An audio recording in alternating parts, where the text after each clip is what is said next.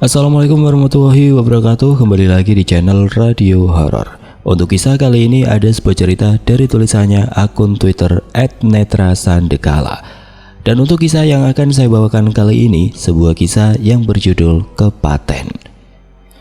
Sebelum kita lanjut ke ceritanya, tekan dulu tombol like video ini dan jangan lupa tekan juga tombol subscribe channel ini. Nyalakan juga lonceng notifikasinya agar tidak ketinggalan cerita-cerita lainnya dari channel ini. Dan saya ingatkan lagi buat teman-teman yang pengen belanja-belanja, nanti silahkan saja klik etalase yang ada di pojok kiri bawah, atau teman-teman bisa kunjungi link pembelian yang ada di kolom deskripsi. Dan seperti apa untuk kisah kali ini? Langsung saja kita masuk ke ceritanya.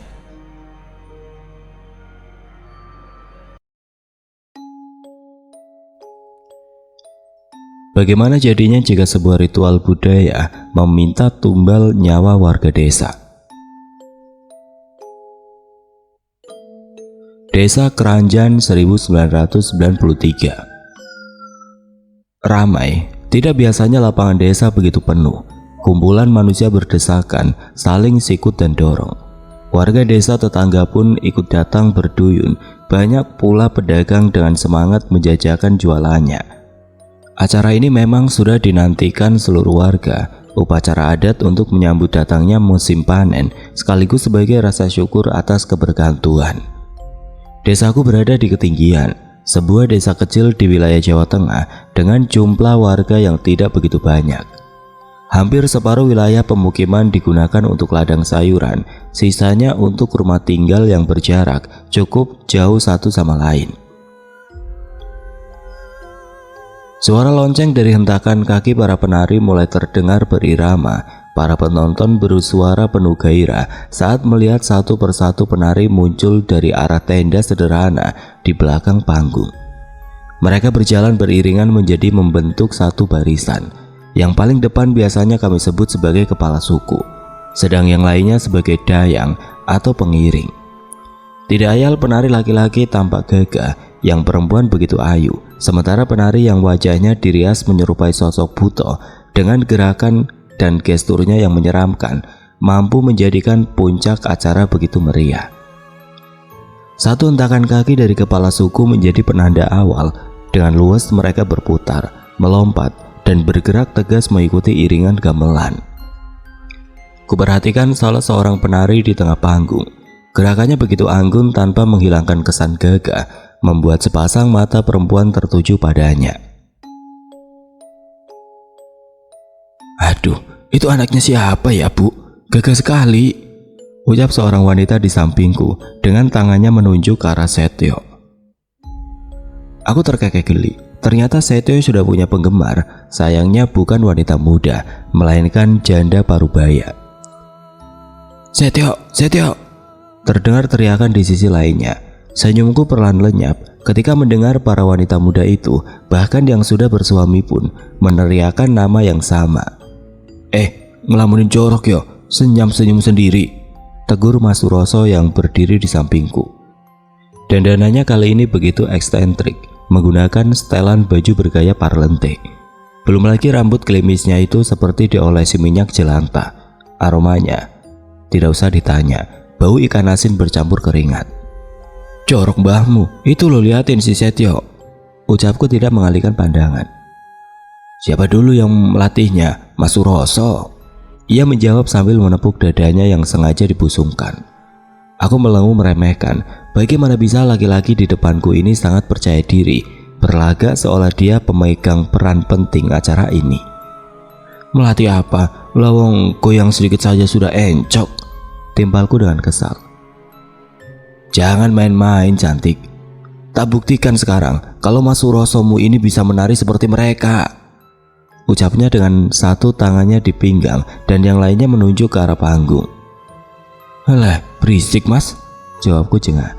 Mulut laki-laki ini memang tidak bisa berhenti mengoceh, ada saja yang disangkut pautkan dengan kehidupannya. "Bapak nggak ikut ke sini?"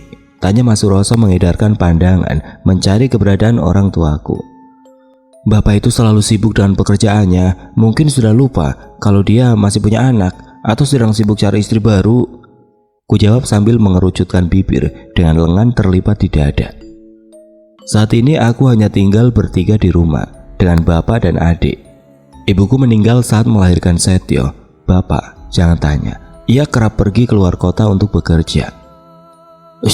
Jangan ngomong sembarangan, begitu juga bapakmu Londo, tegur Mas Roso. Tatapannya seketika berpaling ke arahku. Aku tidak pernah membenci bapak, hanya kurang setuju dengan didikannya. Untuk materi bisa kuacungkan 10 jempol bersamaan. Tetapi untuk kasih sayang, diancam dengan hukuman gantung pun ia tidak akan sudi memberikan. Kamu ngomong gitu biar dapat restu kan? Kalau perlakuanmu seperti dia, ku tebas pisangmu, bisikku tegas mengancamnya. Ya, ndak Tondo, kamu kan tahu Mas Suroso itu orangnya bertanggung jawab, jawabnya penuh percaya diri. Kumajukan bibir tidak percaya dengan ucapannya. Kembali aku palingkan kepala ke arah depan. Pentas seni itu jauh lebih menarik ketimbang melihat wajah Mas Suroso yang sok ganteng. Adegan yang dinantikan para penonton dimulai. Mereka dengan luwes memerankan adegan saling pukul satu sama lain. Belum lagi efek asap yang ditimbulkan oleh panitia acara serta bau kemenyan yang khas menjadikan suasana tampak lebih magis dalam medan pertempuran.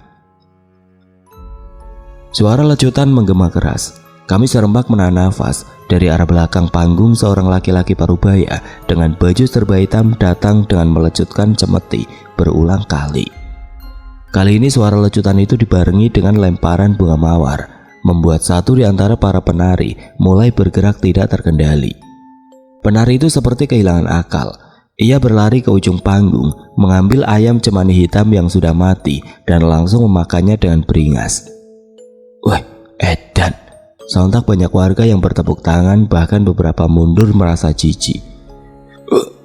Terdengar suara Mas Suroso yang mau memuntahkan isi perutnya. Ih, lemah, komentarku jijik. Gila nih, ayam mentah dimakan, kata Mas Suroso sambil menutup mulutnya. Mas, itu ngapain? Kataku sambil memegangi lengan Mas Suroso erat, menghiraukan siksaan yang sedang dideritanya. Kulihat beberapa pawang berbaju hitam berjalan sedang mengelilingi Setio. Kemudian salah satu dari mereka keluar dari barisan lalu duduk bersila di depannya. Tidak bisa kulihat apa yang sedang ia lakukan. Yang ku tahu ada asap tipis menguar dengan bau kemenyan yang khas. "Dah apa-apa, Nduk, itu cuma hiburan, biar penonton makin riuh," jawab Mas Suroso yang sudah bangkit sambil mengelap mulutnya yang basah dengan air liur. Suara lecutan kembali menggelegar. Saat kelima pawang menghentakkan cemeti mereka berbarengan, perhatianku tertuju kepada Setio yang bergerak aneh. Bocah itu menelengkan kepala ke kanan dan ke kiri dengan ujung bibir tertarik ke samping. Hebohnya lagi, para penari lainnya seperti merangkak menuju ke arahnya, seolah Setio menjadi magnet bagi mereka semua. Keriuhan pun makin menjadi saat para penonton berdesakan ingin melihat apa yang sedang terjadi di tengah panggung. "Kesurupan, Dok," ujar Mas Suroso saat aku memalingkan muka ke arahnya dengan ekspresi tanya. Kutengok kembali ke arah panggung. Kini keempat pawang sedang membentangkan kain putih untuk menutupi tubuh Setio. Aku khawatir dengan keadaan adikku. Tampak sekali kalau bocah itu menggeliat seperti orang kesakitan. Suara gamelan makin terdengar keras dengan tempo alunan musik yang bertambah cepat, membuat para penari bergerak semakin brutal. Ada yang melompat, memakan gelas kaca, ada pula yang mengupas buah kelapa dengan giginya. Hingga beberapa waktu kemudian Setio menarik kain putih yang menyelubunginya. Ia berdiri dengan gagah, kepalanya meneleng. Kedua tangan berada di pinggul. Ia berjalan dengan wibawa bak seorang ningrat. Satu persatu para penari yang kehilangan kesadaran ia pulihkan hanya dengan menyentuh kening mereka. Dan kali ini bukan suara cemeti yang terdengar, melainkan gelegar guntur yang datang bersamaan dengan rintik hujan. Berbondong para penonton menyingkir, menghindari gerimis yang mulai turun deras. "Dok, ayo," ajak Mas Suroso sambil mencoba menarik tanganku. Namun aku tolak. Tatapanku tidak lepas dari sosok Setio yang masih hilir mudik menyembuhkan penari lainnya. "Mas, itu beneran?" tanyaku yang mengabaikan rintik hujan. "Tidak apa-apa, Nduk, memanggil Dirmit biar tambah ramai," ucapnya sambil melepas jaket dan mengerudungkan di atas kepala kami. "Ya wes yuk, pulang," pintaku. Sepanjang jalan becek menuju rumah, aku terus memikirkan pentas tadi. Saat melihat Setio menari di atas panggung, ada rasa bangga yang muncul. Bocah yang selama ini aku asuh bisa memiliki karisma yang begitu mempesona. "Tidak mampir dulu, Mas?" tanyaku saat Mas Suroso langsung berpamitan. "Tidak, Widuri sayang, Mas harus kembali ke sana. Panitia acara," imbunya sok penting. "Ya sudah, hati-hati." Setelah punggung Mas Suroso berjalan menjauh, segera aku tutup pintu. Namun baru saja kakiku terangkat satu pijakan, pintu kembali diketuk. "Halah mulutnya, katanya panitia acara." Ejekku mengira Mas Suroso mengurungkan niatnya. Awalnya aku biarkan, namun lama-kelamaan suara gedoran semakin kencang. Merasa curiga, tidak langsung aku buka pintu. Aku bergeser menyamping mengintip dari celah gorden guna melihat siapakah gerangan. Namun sialnya pandanganku tertutup oleh lemari kayu yang tempo hari diletakkan bapak di luar rumah. Ish. Suara gedoran semakin menjadi, bahkan mengalahkan suara hujan yang semakin deras. "Siapa?" kataku memastikan. Tidak ada sautan, justru yang ada pintu kembali digedor dengan tenaga ekstra, membuat daun pintu bergetar dari engselnya. Aku berpikir tidak mungkin itu maling, kalaupun setan juga tidak mungkin, toh hari masih siang. Terpaksa aku kembali melangkah ke depan pintu, perlahan kutarik handle-nya. Saat sudah sedikit terbuka, tampak bayangan orang berdiri di sisi yang tidak terlihat. Takut-takut aku menggerakkan kepala ke samping. Seketika aku menghela nafas saat melihat orang itu. Setio berdiri di sana dengan wajah hampa tanpa ekspresi. Satu tangannya masih terangkat dengan posisi mengepal. Dengan perasaan dongkol hampir saja aku memakinya.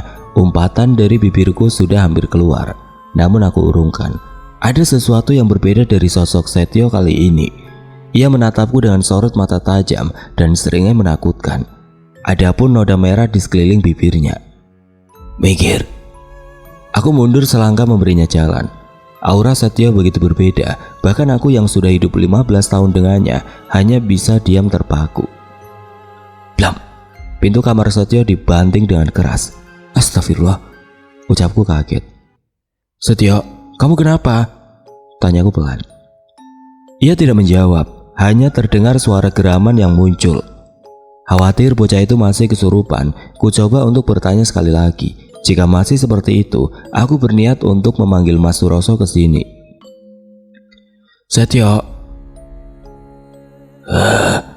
"Tidak usah berisik, kalau tidak mau celaka," ucap Setio dengan suara berat. Aku menelan ludah, lantas bergerak cepat ke arah samping. Tetapi saat hampir mencapai ruang depan, ku dengar pintu kamar Setio kembali dibanting dengan keras. Tampak Setio keluar dari kamar, wajahnya hampa tanpa ekspresi, namun terlihat garang. Matanya pun tidak berkedip saat melotot ke arahku. Setio menghentakkan kaki membuat lonceng yang ia pakai bergetar berirama. Perlahan kulangkahkan kaki ke belakang, ada kengerian yang selama ini tidak pernah kulihat dari seorang Setio. Setio kembali menghentakkan kaki satunya, dibarengi dengan senyum menawan sekaligus mengerikan. "Setio, sadar!" Erangku ketakutan sambil menggerakkan tangan menggapai-gapai daun pintu yang tidak kunjung tersentuh. Kali ini Setio mulai melangkah dengan menghentakkan kakinya satu persatu. Gerakannya patah-patah, seolah ia sedang sengaja menakutiku. Saat Setio hampir mencapaiku, spontan ku tutup mata. Beberapa saat suara lonceng menghilang. Lalu seketika tubuhku bergetar saat merasakan sentuhan dingin di pundakku. Dengan nafas bergetar, ku beranikan untuk membuka kelopak mata. Kini Setio sudah berada di depanku dengan kepala bergerak maju ke sisi kiri. Saking kagetnya aku hanya bisa menutup mata dan menggelengkan kepala. "Handukku di mana? Aku mau mandi," ucap Setio lirih. Mendengar ucapannya, kelopak mataku langsung terbuka lebar dan yang kudapati, bocah gila itu sedang menahan tawa di bibirnya. "Hancur!" teriakku keras mencoba mendorong Setio sekuat tenaga. Seperti sudah terbaca, bocah itu menahanku, lalu berlari ke kamarnya dengan suara tawa membahana. "Mati kamu ketemu aku, Setio brengsek," jeritku penuh amarah. Mbak Wid maaf, Mbak Widuri, mbakku paling cantik, jangan ngambek dong," bujuk Setio. Kukunci rapat bibirku, sengaja tidak menanggapinya. Bocah sableng ini memang sesekali harus diberi pelajaran. Sudah beberapa kali dia membuatku jantungan, belum lagi tingkah polanya yang lain. Sudah berbagai cara aku coba untuk menegurnya. Dari yang lembut sampai berteriak seperti orang gila, tetapi percuma. Setio hanya takut dengan sosok bapak. Omonganku hanya dianggap sebagai kentut nyaring yang tidak perlu diperdulikan. Sudah sana tidur, besok sekolah. Setio kembali memohon maaf, tetapi setelah beberapa kali mencoba, ia menyerah. Dengan langkah lesu ia berjalan ke arah kamarnya. Selepas kepergian Setio, aku bereskan sisa makan malam. Beberapa saat kemudian sayup telingaku mendengar suara geraman. Meskipun lirih masih bisa aku tangkap dengan jelas, suara itu berasal dari kamar Setio. Kuletakkan piring dan gelas, lantas aku langkahkan kaki ke sumber suara. Saat sampai di depan pintu kamarnya, aku tempelkan daun telinga ke permukaan pintu kayu. Awalnya suara geraman terus terdengar, kemudian lambat laun berubah menjadi isak tangis dan sesegukan. "Ibu," suara Setio dari dalam kamar seperti merengek, memanggil ibu yang tidak pernah ia temui. "Ah," keluhku mengembuskan nafas panjang. Kubayangkan bocah itu sedang meringkuk di ujung ruangan, menyesali perbuatannya.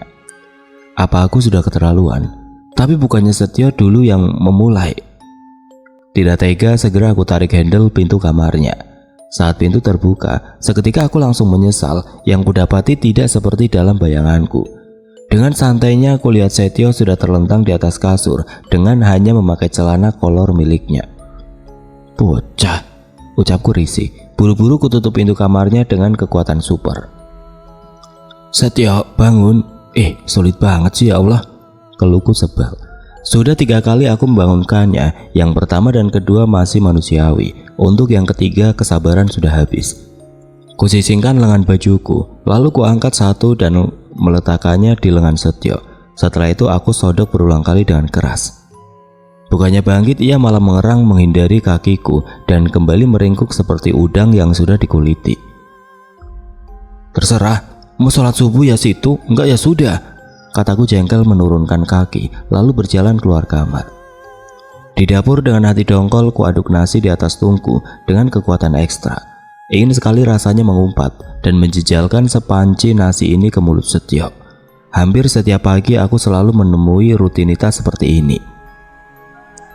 Duk, duk, duk. Terdengar suara langkah kaki dari arah kamar Setio. Aku sebatas melirik, yakin setelah ini bayi bongsor itu akan merengek. "Mbak," rengek Setio. Belum selesai ia berbicara, segera aku potong ucapannya. Kali ini aku tidak akan berbaik hati dengan memasang muka memelas. "Mbak, kok nggak bangunin toh? Telat nih subuhku." Ejekku menirukan suara dan gestur Setio. Stres," geram Setio, bergegas keluar rumah untuk ke kamar mandi. Memang kamar mandi di rumahku tidak menyatu dengan bangunan utama, tepatnya berada di belakang bangunan dekat dengan sumur. "Loh, mandi? Ngapain keramas? Nanti juga kotor lagi," tanyaku saat mendapati Setio masuk ke dapur dengan handuk yang dililitan ke pinggang. "Geram, Mbak," ucapnya berlalu pergi. Orang gila, dinginnya seperti ini gerah dari mana? Pernah sekali aku mencoba mandi pagi, dan itu untuk pertama dan terakhir kalinya. Bayangkan saja, saat guyuran pertama kulitku seperti disayat dengan silet. Belum lagi rasa ngilu yang muncul di tulang belulang. Dar, Allahu Akbar. "Masih pagi mikirin apa sih, Mbak? Kasihan bener hidupmu. Lagi banyak hutang atau diputusin sama Mas Jambrong?" kata Setio. "Jambrong?" tanyaku bingung. "Iya, pacarmu kan punya jambrong di pipinya," kata Setio sambil mengusap pipinya. "Walah, katanya orang berpendidikan, masa tidak tahu kalau itu namanya jamban?" "Jamban," ucapku polos percaya diri mengoreksinya. Setio terbahak keras, tangannya memegangi perut dan mengusap air mata. "Kenapa ketawa? Orang berpendidikan bisa dong membedakan jamban," ucap Setio mengelus pipinya. "Sama jambang," lanjutnya sambil mengelus bokong. Sontak tawaku meledak, lupa jika aku sedang dalam mode ketus. Bagaimana bisa aku salah mengucapkan jambang menjadi jamban? Sungguh memalukan. "Sudah sana, sarapan terus berangkat." Setia terkekeh. Ia mengambil nasi banyak-banyak, menyomot tempe goreng dan sayur di atas meja. "Bapak belum pulang?" tanya Setio. "Sudah, tapi pergi lagi. Itu uang keperluanmu untuk acara kemah di sekolah. Jangan nakal, jangan macem-macem, jaga sikap." Setia mengangguk, segera menghabiskan sarapannya. Aku dan Setia berjalan beriringan di jalan setapak, meski harus memutar untuk sampai ke pasar. Tetapi setidaknya aku punya teman seperjalanan. Desa tempat tinggalku masih tergolong sepi, hanya di waktu-waktu tertentu saja menjadi ramai, seperti acara kemarin. Beberapa waktu lalu saja ada kejadian perampokan yang dialami warga saat hendak pergi ke pasar. Padahal sinar mentari sudah menyingsing. Gila memang, penjahat zaman sekarang tidak ada takut-takutnya. "Mbak, berani nanti tidur sendiri di rumah?" "Lah kenapa?" Mata Setia menyipit. Aku tahu ada yang sedang ia rencanakan. Sudah hafal betul dengan perangai bocah ini. "Sudah, aku sudah tahu. Tidak ada dedemit di dunia ini." Tugasku mempercepat langkah. Setia terkekeh. Ia bergegas menyusulku. "Tapi beneran, Mbak, aku sendiri yang mendengarnya. Makanya semalam aku tidur larut," kata Setia. Tidak aku pedulikan. Mau sampai mulutnya tumbuh pohon durian pun tidak akan aku tanggapi. Aku paling benci dengan segala sesuatu yang berhubungan dengan hal gaib. Kupikir orang-orang yang suka dengan hal yang berbau dedemit merupakan orang-orang gila. Hidup normal saja sudah cukup pusing, malah cari masalah dengan ketakutan setiap saat. Heran. "Tapi Mbak, ini beneran, dengerin dulu. Jadi pas tengah malam kemarin, aku dengar ada suara lirih wanita. Awalnya tidak aku gubris, tapi semakin lama suara itu makin jelas. Kamu tahu kan mitosnya?" tanya Setia mengimbangi langkah kakiku. "Mitos apa?" tanyaku tanpa menghentikan langkah. Mulut Setia tertarik senang. Aku sudah masuk ke dalam perangkapnya. Bodohnya diriku ini selalu ingin tahu dengan hal-hal yang tidak penting. "Kalau kita dengar suara dedemit menjauh, berarti setan itu sedang ada di dekat kita. Nah, begitu juga sebaliknya." "Ya beruntung dong, berarti setannya gak sudi ketemu sama kamu," timpalku. "Awalnya aku berpikir seperti itu, Kak." Setia seketika berhenti berbicara. Ia berdiri, mematung, menatap waspada ke arah belakangku. Perlahan dia menaikkan tangannya menunjuk ke arah pepohonan rimbun di belakangku. Spontan aku berpaling, mengedarkan pandangan mencari sesuatu yang ditunjuk olehnya. "Dar!" jerit Setia keras sekali, membuat tubuhku terlonjak sampai jatuh ke tanah. "Aduh!" Setia terbahak tanpa rasa bersalah sedikit pun, membuat amarahku bangkit seketika. "Bocah gendeng, sinting, anaknya Purnomo gila," umpatku. Setia masih terbahak melihat kondisiku. Ia lupa dengan permintaan maafnya semalam. Bocah kurang perhatian memang seperti itu. Andai ibu masih ada, pasti bisa mendidiknya jauh lebih baik. "Mbak," kata Setia lirih menyadari candaannya berlebihan. Ia mengulurkan tangannya untuk membantuku. Namun aku tepis, lantas kutopang tubuh dengan tangan agar bisa berdiri dan berlalu pergi tanpa mengucap sepatah kata pun. Setia mengejarku, memanggil namaku berulang kali, mengucapkan permohonan maaf. Bodoh amat, biar tahu rasa, batinku jengkel. Tidak menyerah, bocah itu mengikutiku sampai ke ujung desa. "Mbak, maaf." Tidak aku gubris dan terus berjalan ke arah jembatan penghubung desa dan pasar. "Mbak, maaf," ucap Setia terus menerus. Aku tetap diam membisu. Mau dia loncat dari jembatan pun aku tidak sudi memaafkannya kali ini. Belum merasa marahku mereda karena kejadian tempo hari, sekarang ditambah lagi dengan gurauannya yang berlebihan, memuakkan. Aku terus berjalan, hingga saat berada di pintu jembatan, perhatianku teralihkan. Seketika aku mundur dan menarik Setia untuk menjauh. "Mbak, kenapa?" ucapnya mengikuti arah pandanganku. "Astagfirullah, apa itu Mbak?" tanya Setia yang melihat sebuah nisan yang tergeletak di pinggir jembatan, lengkap dengan bunga tabur di sekelilingnya. Aku menggeleng, kembali menarik tangan Setia untuk mundur, tetapi bocah itu justru melepaskan tanganku dan berjalan ke arah benda tersebut. Ia jongkok dan mengamati lalu berdiri dan melongok ke arah bawah jembatan. "Astagfirullah, Mbak, kesini!" jerit Setia nyaring menatapku dengan pandangan ketakutan. "Kenapa?" tanyaku tidak bergerak. Berpikir kalau Setia kembali berulah untuk mengerjaiku.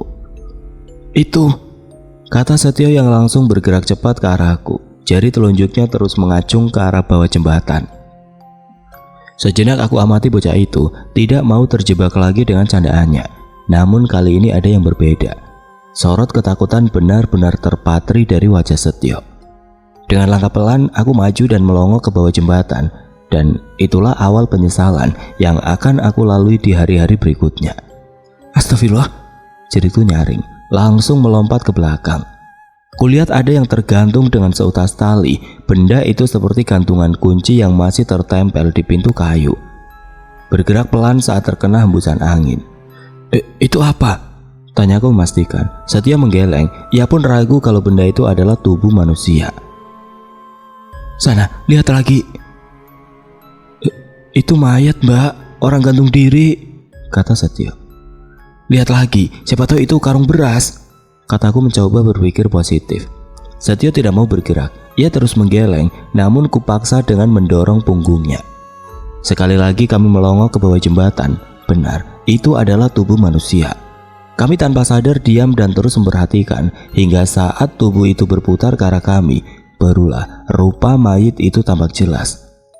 Aku menjerit keras sekali bersamaan dengan Setio yang langsung menarikku setengah berlari menuju ke arah desa. Tolong, tolong, teriak Setio meminta bantuan. Beruntung teriakan Setio terdengar oleh seseorang yang sedang meladang tidak jauh dari sungai.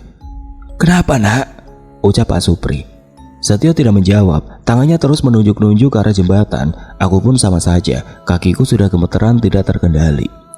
Raut wajah mayit itu masih terbayang jelas di kepalaku. Matanya yang melotot, lidahnya yang menjulur, mengeluarkan darah.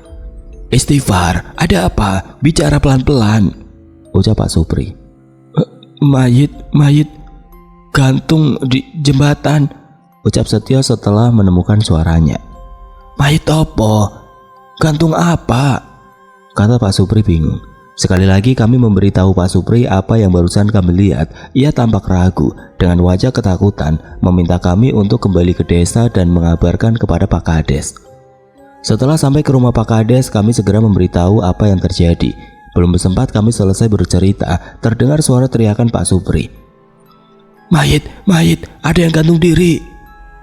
Kehebohan terjadi. Semua orang keluar rumah dengan wajah panik dan penasaran. Buru-buru Pak Kades berdiri dan berlari ke arah Pak Supri.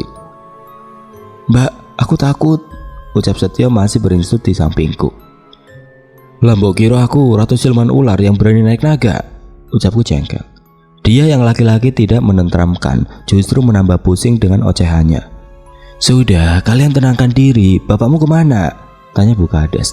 Kerja bude, jawab kami serempak. Ya wes, sekarang kalian pulang dulu. Setio jaga mbakmu, jangan bikin masalah, kasihan masih lemes, ucap Bu Kades cepat. Setio mengangguk, lantas kami berdua segera pamit pulang ke rumah. Jalanan desa begitu sepi, tidak ada seorang pun yang kami temui. Bahkan anak-anak yang biasanya bermain di pekarangan tidak terlihat seorang pun. Mungkin mereka diminta untuk berdiam diri di dalam rumah. Mbak, tadi kamu lihat tidak? Benda yang ada di sisi kiri jembatan, dekat sama mayit itu. Aku menggelengkan kepala, tidak melihat benda apapun kecuali nisan dengan bunga tabur di sekelilingnya. Memangnya ada apa? Setio menengok ke kanan kirinya, memastikan tidak ada orang di sekitar mereka, walau dia tahu jalan setapak menuju rumah kami begitu sepi. Tadi aku lihat ada sekitar 6 batu nisan dan seekor kucing hitam yang sudah membusuk, ucap Setio bergidik ngeri. Beneran? Aduh, ujarku kaget sampai tidak memperhatikan ada batu besar di jalanan. Setio menganggukkan kepala kuat-kuat. Demi Allah mbak, beneran, berani dapat janda anak satu, swear. Ya sudah, jangan ceritakan ke orang-orang, ayo cepat. Ku tarik tangan adikku untuk bergegas. Tidak aku pedulikan kaki yang ngilu dan jalan yang becek tergenang lumpur. Jauh lebih baik untuk segera sampai di rumah saat ini. Saat sudah hampir sampai dari kejauhan, aku lihat Mas Suroso duduk di amben depan. Tanpa pikir panjang, aku berlari dan segera memeluknya. Dok, kamu kenapa? Ucapnya khawatir. Aku takut ada yang gantung diri di jembatan. Gantung? Siapa? Tanya Mas Suroso langsung melepaskan pelukanku. Aku tidak tahu, ucapku mulai terisak. Mas Suroso mendekapku kembali. Ia mengelus punggungku lembut, memberikan kalimat penenang, meyakinkan kalau semua akan baik-baik saja. Bukan Muhrim, kata Setio keras melewati kami berdua. Aku lupa dengan keberadaannya, membuatku tersadar dan segera lepaskan pelukan Mas Suroso. Ngapain sih peluk-peluk, cari kesempatan, ucapku sewot, mendorong tubuhnya dan langsung masuk ke dalam rumah, meninggalkan Mas Suroso dengan mulut melongo. Hari kian malam, Mas Suroso sedari siang berada di rumah. Ia hanya pergi sebentar untuk melihat kondisi desa. Mas tidur sini ya, biar ada yang jagain, ucap Mas Suroso. Alasannya memang menemani kami, tapi aku tahu akal bulusnya. Aku yakin ia sedang mencari kesempatan untuk bisa berdua denganku. Tidak, lebih serem Mas Suroso daripada didemit, sanggahku. Mending aku jaga kalian berdua, nanti kita tidur bertiga di ruang tengah. Bener kan, Dek? Paksa Mas Suroso sambil meminta persetujuan Setio. Sepakat Mas, aku setuju. Aku masih kebayang sama wajah orang itu. Aneh kan, masa iya orang gila bisa gantung diri? Ujar Setio. Benar juga kata Setio, aku sering melihat orang gila itu di pasar. Tidak mungkin dia bunuh diri. Membedakan celana dan kaos saja tidak bisa, apalagi niatan untuk bunuh diri. Atau memang ada yang sengaja membunuhnya. Aku begitu ngeri, membayangkan betapa mengerikannya mayat itu. Dan sialnya, rumah ini berada di ujung desa, membuat keadaan semakin terasa mencekam. Kadang di siang hari saja aku sering mendengar suara aneh yang ditimbulkan oleh batang bambu yang saling bergesekan, apalagi malam hari. Tanpa sadar tubuhku bergidik, membayangkan jika orang gila itu tergantung di dapur rumahku. Ya aku juga mikirnya gitu, tidak mungkin orang gila bisa gantung diri, terlebih ada nisan yang sengaja ditaruh di sana, jelas Mas Suroso. Aku menarik nafas. Jengah dengan pembicaraan mereka. Sekarang sudah pukul 9 malam, hujan di luar pun belum berhenti. Kenapa pula mereka membicarakan sesuatu yang menyebalkan seperti itu? Ilmu hitam, tanya Setio, memajukan tubuhnya mendekat ke arah Mas Suroso. Ya mungkin, kan aneh, kalau ada nisan di tempat orang bunuh diri, tujuannya buat apa coba? Korbannya pun orang gila, merampok, jelas tidak punya barang berharga toh, jelas Mas Suroso sok pintar. Aku mendengus keras, tetapi ada benarnya juga. Untuk apa orang gila menyiapkan 7 nisan di sana sebelum dia meninggal? Kalaupun perampokan, kenapa harus orang gila? Sudah malam, kita tidur. Dok, kalau kamu nggak nyaman, tidur di kamar aja. Biar aku dan Setio tidur di sini, ucap Mas Suroso. Aku menyerah, tidak mau mendebat lagi. Percuma saja melawan dua manusia ini. Tanpa berkata, aku angkat pantatku dan berjalan ke arah kamar. Beberapa jam berlalu, aku sejak masuk kamar, mataku tidak mau terpejam. Tiap kali aku tutup, selalu bayang-bayang mayat itu muncul kembali. Ditambah suara dengkur Mas Suroso dari arah ruang tengah. Asem. Tiba-tiba kurasakan ada hasrat ingin buang air kecil. Enggan sekali beranjak dari tempat tidur, atau lebih tepatnya, aku takut untuk keluar rumah. Ku coba untuk menahan, tetapi seiring berjalannya waktu, bawah perutku terasa semakin nyeri. Terpaksa kuputuskan untuk membangunkan Setio, berharap dia mau menemaniku ke kamar mandi. Setio, bangun, ucapku menggoyangkan badannya. Mas Suroso. Ternyata dua orang ini setipe, menjaga apanya, benar-benar seperti kebo sedang tidur siang, sulit sekali dibangunkan. Perutku semakin sakit, takut terkena penyakit kandung kemih. Nekat aku berjalan ke belakang rumah. Kret. Perlahan kubuka pintu kayu. Saat melihat sekitaran, aku meneguk saliva. Sejauh mata memandang hanya terlihat kegelapan malam ditambah suara air sungai yang tidak jauh dari tempatku berdiri. Aku segera berlari kecil. Kubuka pintu jamban dan langsung jongkok. Tanpa dikomando, langsung mengeluarkan cairan berlebih di tubuhku. Setelah selesai, aku bersiap mengambil ancang-ancang. Sengaja pintu rumah tidak aku tutup agar tidak repot nantinya. Aku hanya perlu menggeser pintu, berlari sekuat mungkin tanpa memalingkan kepala, menutup pintu rumah dan kembali ke kamar. Ya, hanya itu yang harus aku lakukan. Tanganku sudah bersiap di daun pintu yang terbuat dari anyaman bambu. Saat hendak menggeser samping, sayup terdengar suara beberapa orang. Ada sedikit kelegaan di batinku, pasti itu warga kampung yang sedang melakukan ronda malam. Dengan penuh percaya diri, ku tengok ke arah sumber suara, mencari keberadaan mereka, tetapi tidak terlihat seorang pun. Merasa janggal, aku sudah siap berlari, namun belum sempat aku melangkah, suara kerumunan itu kembali terdengar. Moleo, Gro Moleo, Muleo. Kembali kupalingkan kepala ke samping, memasang daun telinga tajam. Moleo, kromoleo, kromoleo. Tepat di ujung sana, di jalanan setapak di antara pepohonan, kulihat segerombolan orang sedang memanggul benda yang tidak asing. Jantungku terasa merosot ke dasar perut.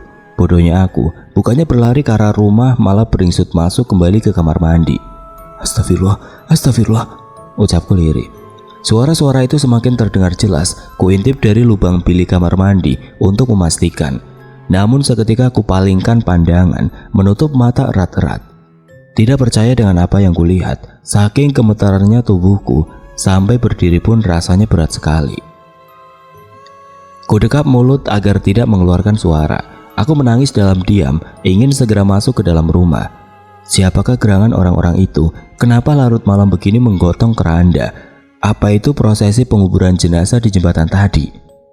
Moleo, kromoleo, moleo. Suara itu semakin terdengar jelas. Tidak tahan, sekali lagi aku mencoba untuk mengintip. Namun yang kudapati bukanlah rombongan pengiring jenazah biasa. Segerombolan itu terdiri dari beberapa orang. 4 orang memanggul keranda. 2 orang berjalan di depan membawa payung hijau, serta 2 orang di barisan belakang. Suara itu semakin mendekat. Bahkan rasanya mereka sedang berdiri tepat di depan kamar mandi. Setelah suara rombongan itu menjauh dengan kaki gemeteran, aku hendak bangkit. Namun seketika teringat mitos yang dikatakan oleh Setio. Aku kembali jongkok di ujung bilik, merengkuh tubuh yang gemetaran hebat. Hingga saat suara itu benar-benar menghilang, aku bergegas berlari masuk ke rumah. Dari mana kamu, Duk? Tanya Mas Roso yang sudah berdiri di ambang pintu dapur. Kugelengkan kepala. Apa yang barusan aku lihat benar-benar di luar nalar. Biasanya setan itu hanya berbentuk pocong atau kuntilanak. Tapi ini pengiring jenazah, lengkap dengan keranda bambu dan payung hijau yang sering dipakai untuk menutup kepala si mayit. Bedanya, tidak ada kain hijau yang menyelubunginya.